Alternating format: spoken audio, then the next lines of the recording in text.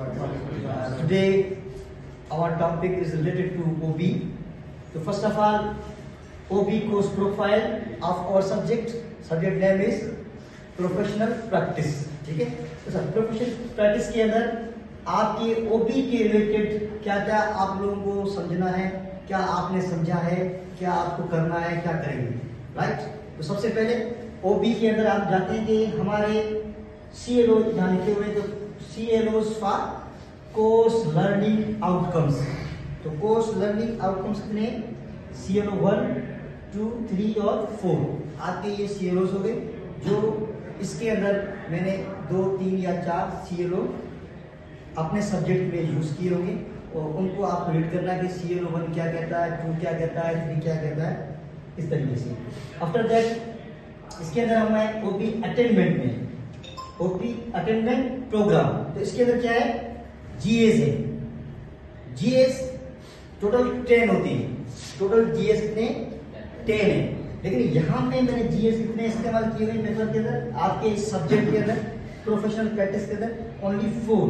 GA1, 2, 8, GA8 और GA9. GA का full form क्या है? Graduate attributes. लिखा हुआ भी है ग्रेजुएट एट्रीब्यूट्स. ये जो GS हैं ये PLO के बराबर होते हैं. आपने पहले PLO पढ़े होंगे, PLOs. तो PLOs अभी उसको हम GS भी पढ़ रहे हैं. तो GS और PLOs दोनों हम सेम समझेंगे. PLOs यानी कि प्रोग्राम लर्निंग आउटकम, तो GS यानी कि ग्रेजुएट एट्रीब्यूट्स. तो ये और वो दोनों सेम है. ठीक है. तो GS टोटल कितने? 10 है. टोटल GS 10 है. हम यहाँ पे सिर्फ प्रोफेशनल सब्जेक्ट के अंदर 4 GS यूज कर रहे हैं, जिसमें से GA1 क्या है? एकेडमिक एजुकेशन है. GA2 knowledge for solving computing problem. GA8 computing professionalism and society. GA8 क्या है?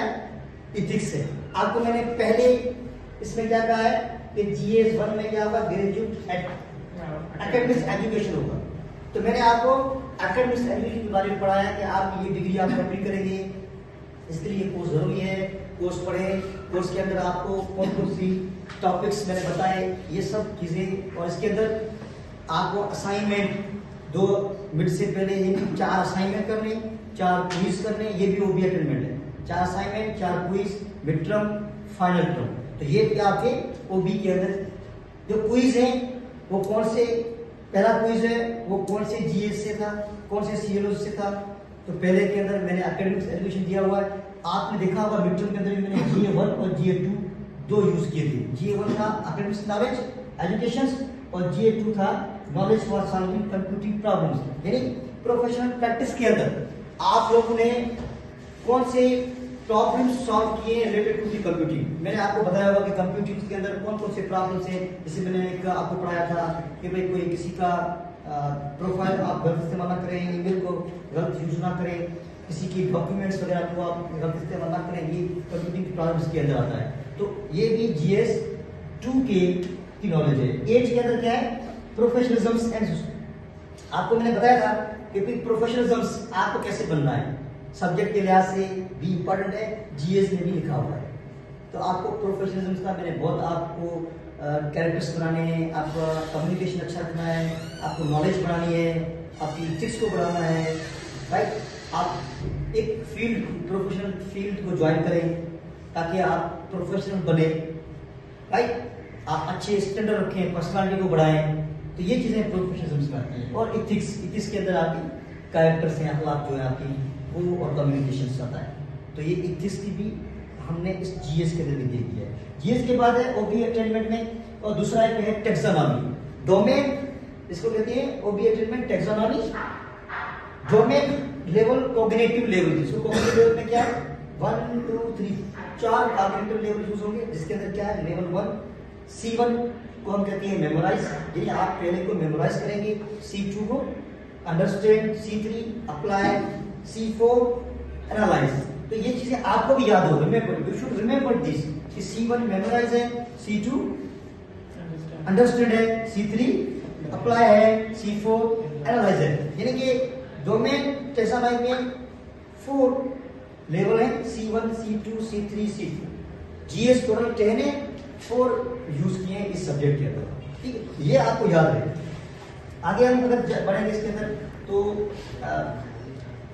अवेयरनेस एंड ओवरव्यू, यानी कि SDG 4 और SDG 9 क्वालिटी एजुकेशन और इंडस्ट्री इनोवेशन, यानी कि आपको अवेयरनेस देनी है, इसकी क्वालिटी को बढ़ाना है और इंडस्ट्रीज के रिलेटेड आपको अपना कोई इनोवेशन या कोई क्रिएशन को करना, तो SDG 4 कंप्लीट होगा आपका। तो अवेयरनेस SDG 4-3 की देनी है इसके अंदर। आगे इसका जो है पार्ट, इसके अंदर क्या है,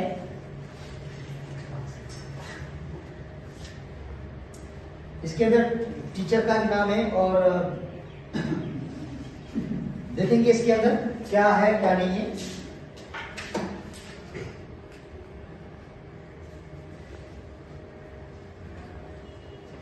यहाँ पे मेरा नाम टीचर नेम सुरेश कुमार और मेरी ईमेल एड्रेस है इसमें। स्टूडेंट्स काउंसलिंग मेरे आवर्स हैं कि इस आवर्स में आप लोग मुझसे पूछ सकते हैं। और उसके बाद मैंने यहाँ पे दे दिया है कि अपडेटेड कंटेंट सीरियल्स और एडिट, और ये इनके कोर्स ऑब्जेक्टिव्स हैं। कितने हैं बेटा?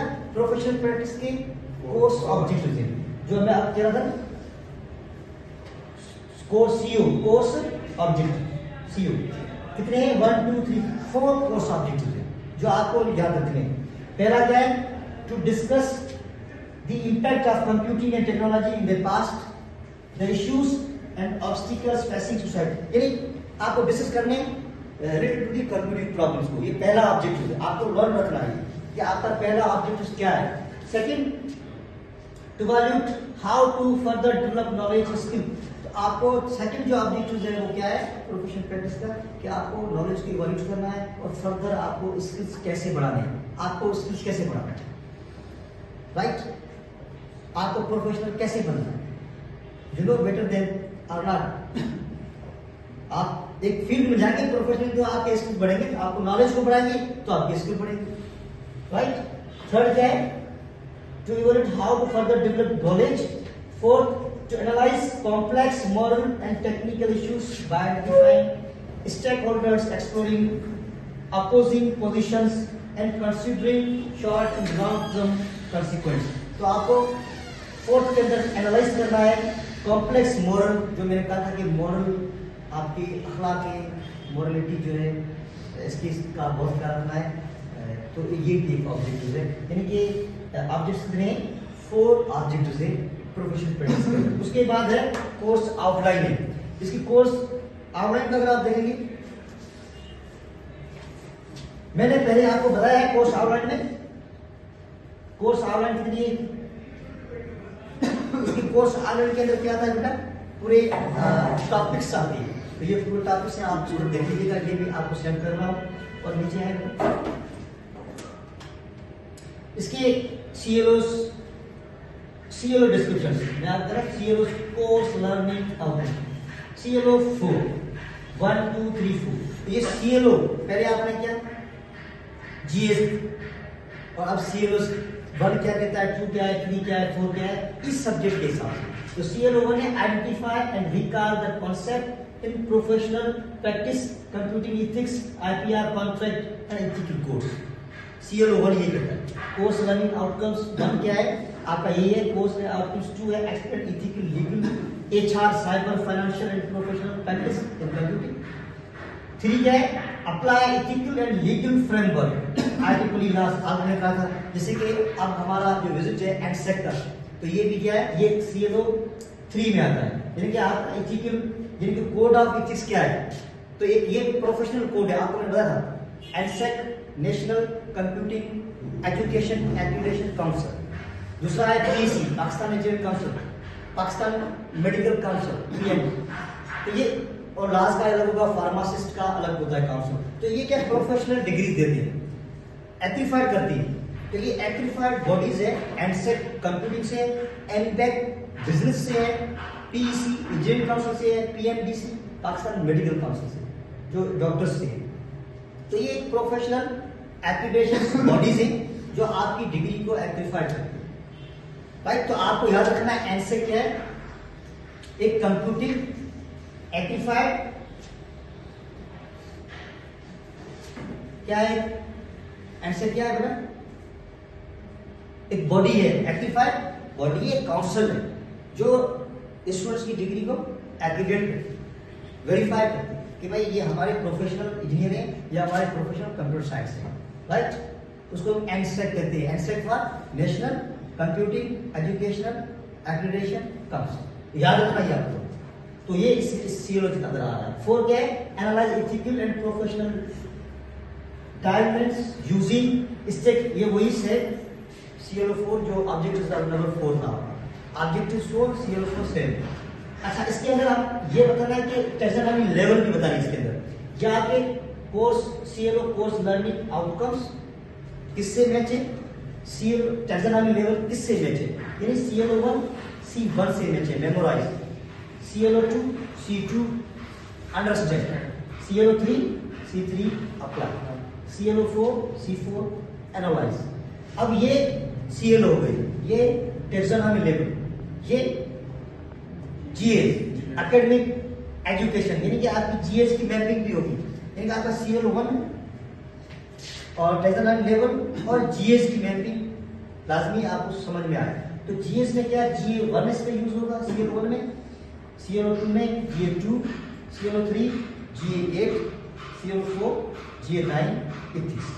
तो आपको ये चीजें याद हो कि भाई ये आपके ओपी अटेनमेंट है, इसके अंदर सीएलओ 1 से लेकर 4 इस्तेमाल किए हुए, taxonomy level C1 C2 C3 C4 है, और जीएस यानी ग्रेजुएट एट्रीब्यूट्स 4 कौन से, GA1 2 8 और GA9।